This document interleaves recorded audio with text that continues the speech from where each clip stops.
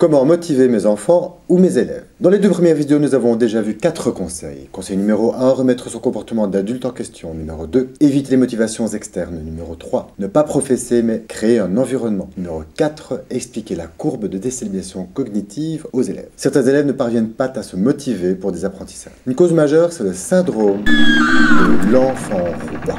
Comme il ne supporte pas la frustration faute d'entraînement, il ne persévère pas assez longtemps dans la difficulté de l'apprentissage pour recevoir sa récompense, l'endorphine. La télévision, le zapping, le consumérisme, le tout de suite, les comportements multitâches contribuent tous à baisser le seuil de frustration des enfants et donc à parasiter son système de motivation, tuant le plaisir d'apprendre. Le laxisme des parents, des profs ou de la société en général est un fléau anti-motivation. L'extrême inverse, l'autoritarisme, a d'autres effets indésirables. Le juste milieu, faire autorité, donne les meilleurs résultats. Non, il n'est pas normal d'avoir son smartphone à table. Oui, tu vas attendre Saint-Nicolas plusieurs mois et donc non, tu n'auras pas de bonbons ou de soda aujourd'hui. Non, tu n'es pas multitâche et donc tu ne peux pas étudier en regardant la télé en même temps. Et oui, il faut de la patience lorsqu'on cuisine un tiramisu puis qu'on le laisse 24 heures au frigo avant de le manger. Conseil numéro 5, faites autorité. L'autorité et la motivation sont indissociables, mais ce n'est pas une vidéo sur l'autorité. Revenons à nos moutons. Dans la vidéo précédente, nous avons vu qu'il faut être capable de faire un effort inconfortable suffisamment longtemps que pour pouvoir se dire « Eureka,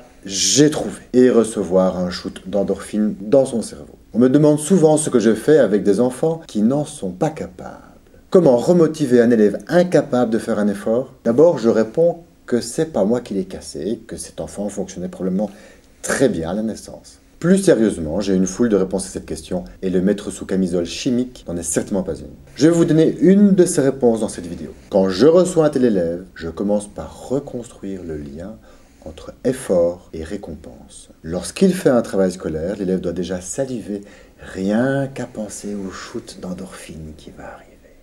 Pour cela, il lui faut des petites victoires. Par exemple, dans Sauve l'école, si vous vous souvenez bien, on me confie des élèves de 6 ans tellement sauvages qu'ils mettent leur vie en danger. C'est le chapitre 5, l'école fantôme, et assez vite, je me rends compte qu'ils sont incapables de se concentrer plusieurs heures pour apprendre à lire. Même lorsque je suis très convaincant, cela ne sert à rien. Leur cerveau finit par fermer les apprentissages. J'établis alors le rythme suivant. S'ils parviennent à se concentrer 30 minutes, nous allons directement après jouer dans les jardins. 30 minutes. Donc ils alternent 30 minutes de travail et 30 minutes de jeu. Et je peux vous dire qu'en travaillant, ils surveillent l'horloge de près. Le fait de savoir que ce serait 30 minutes et pas une de plus les sécurisait, car cela semblait à leur portée. À l'école du dialogue, un élève qui en a marre de travailler ses maths après 40 minutes sait qu'il peut se lever et faire 5 minutes de sport, par exemple.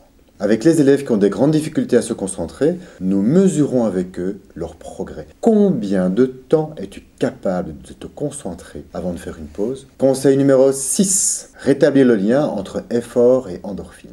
Grâce à ce cadre, ils remusclent leur sens de l'effort, ce qui met à leur portée des objectifs de plus en plus ambitieux. Lorsqu'un enfant n'a pas de cadre éducatif, cela ne marche pas. Il ne muscle rien et on produit des handicapés de l'effort qui, adultes, seront très malheureux et démunis car incapables de s'entreprendre. Être capable de se prendre en charge et entreprendre des projets est une des valeurs fondamentales de l'école du dialogue. Nous l'appelons empowerment. C'est difficile à traduire. Les Québécois disent empouvoirment. Je préfère empowerment.